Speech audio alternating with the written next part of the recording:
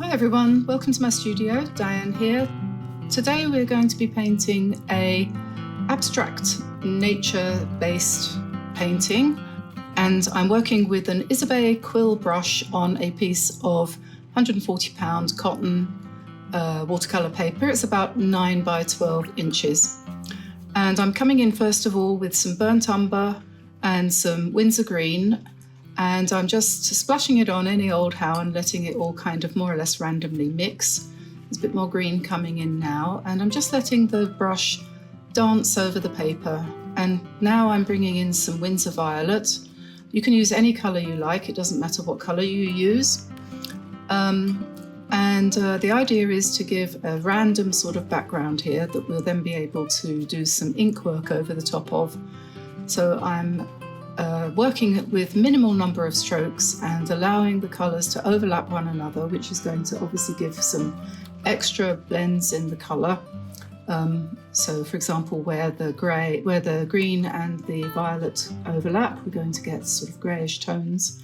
And now I'm putting in some indigo in the middle here, and I'm going to darken that down a little bit because I want the darkest, strongest colours to be in the middle of the painting. And so I'm just brushing in what actually looks like phthalo blue, but it isn't. It's actually a light indigo. And I'm using this Isabey quill brush because you really have very little control over what you do when you use a brush like that. So I'm actually aiming for a minimum amount of control.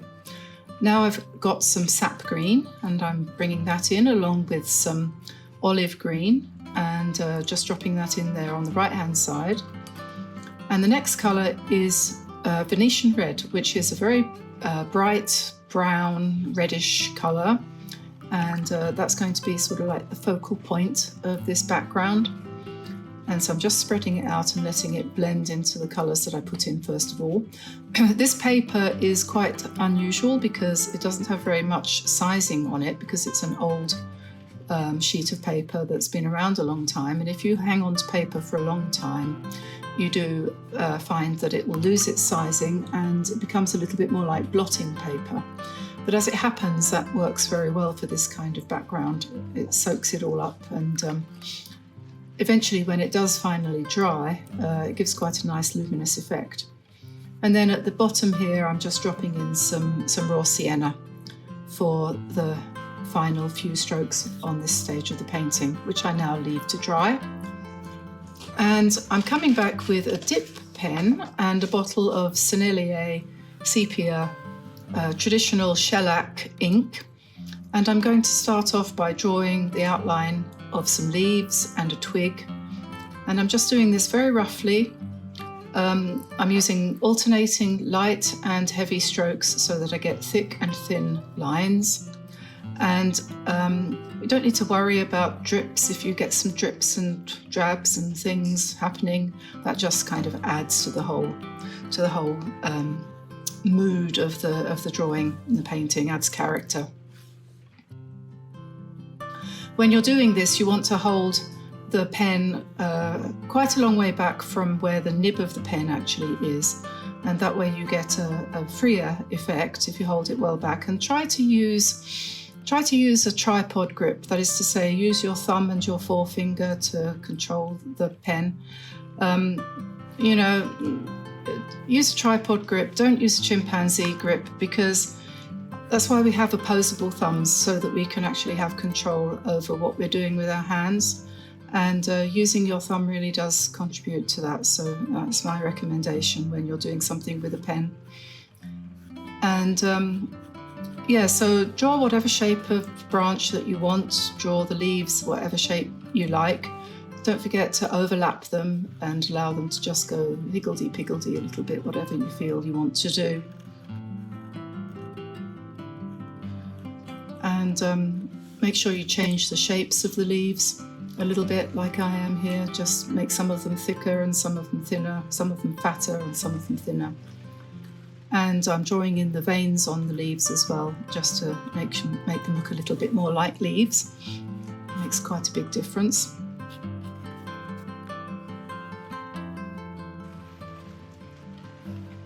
So I'm just going to finish up with a couple more leaves on the left-hand side here, and then I'm now going to start with another branch, which is going to be positioned across this one, so overlapping. And I'm just deciding at the moment where to put it exactly, but I think I'm going to take it across like this. And I'm going to do some contrasting leaves on this one, so we're going to do some long, thin ones, just because that way it does give us a nice variation of texture on this painting.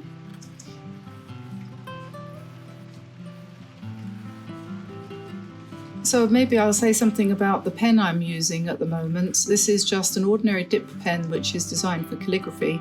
You can get these on Amazon very inexpensively. The nibs come separately from the rest of the pen, and you can just buy a set of different kinds of nibs, you know, narrow ones and wider, broader ones that are suitable for doing like italic handwriting or other kinds of calligraphy. I think you can get a set for about $9 or something like that, and it's a very good idea to have one of those, because sometimes you don't want to use your what do you call them, those fine liners, because it's very easy to ruin those if you go over paper that's slightly damp, or if it has fibers or whatever, the pen will pick them up, whereas it doesn't really matter with these dip pens. You can just wash the nib after you've finished and it's as good as new.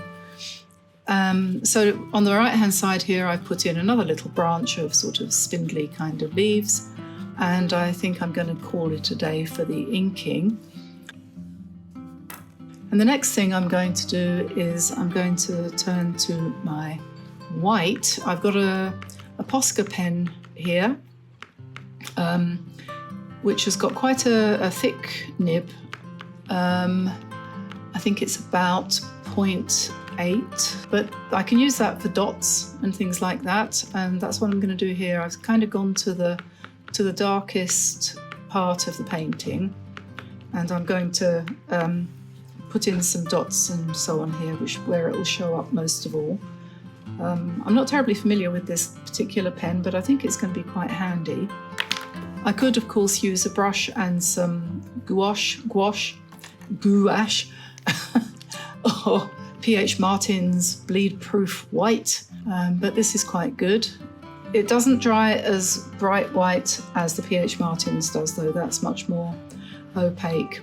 And I'm about to prove that I'm trying to draw in a nice white branch here, but it's going to look very pale, I'm afraid, because it's it just dries light, so probably going to have to alter that as we go along. It's pretty good for the dots though,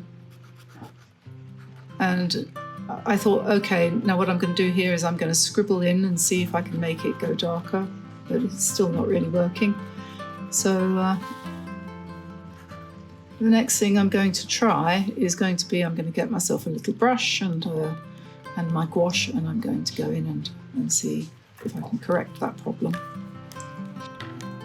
You can probably tell, I'm sure you can, that I've done this as a voiceover. I don't normally do that, but I did record this painting without any voice. I didn't speak as I was doing it because I wasn't sure how it was going to work out. But having done it, I thought, oh, I think I'd quite like to share that with you. So I'm doing a voiceover. I won't be doing it like this normally though, because it's much harder. And I'm always looking for the easy way out. So you can see how much better the leaves are now being done with the brush. Definitely much, much more effective.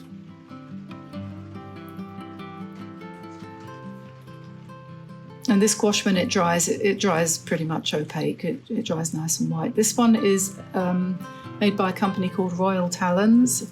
I think it's a Dutch company. It's probably Chinese, but I think it's Dutch. And you can get that on Amazon, I think. At least I'm pretty sure that's where I got it from. Winsor & Newton do a white designer's gouache as well, which is also very good. Then, of course, P.H. Martin's and Oh, I'm sure most manufacturers have got one. I'm sure Daniel Smith has got one. Doesn't matter, they're all much of a muchness. And I just put a little one down there, a little branch there to sort of echo the larger one. Just balance it out. And then I'm coming up the top here with my brush and some dabs and dashes just to kind of, I don't know, just put a little bit more light up there. I'm just keeping it all very sketchy and light. And then getting towards the end of the whole painting here, I'm going to come in and put some lights on those leaves that I drew with the ink pen earlier on. Just to liven it up a little bit. Or just dropping in a few spatters there. And then, after having taken a bit of a look at it, I thought what I need to do now is I want to draw the veins into those leaves, the white ones. So I'm going to actually sacrifice a black pen, and you'll see what I mean in a minute, because that white paint is still very damp. In fact, almost, I would go as far as to say it's wet.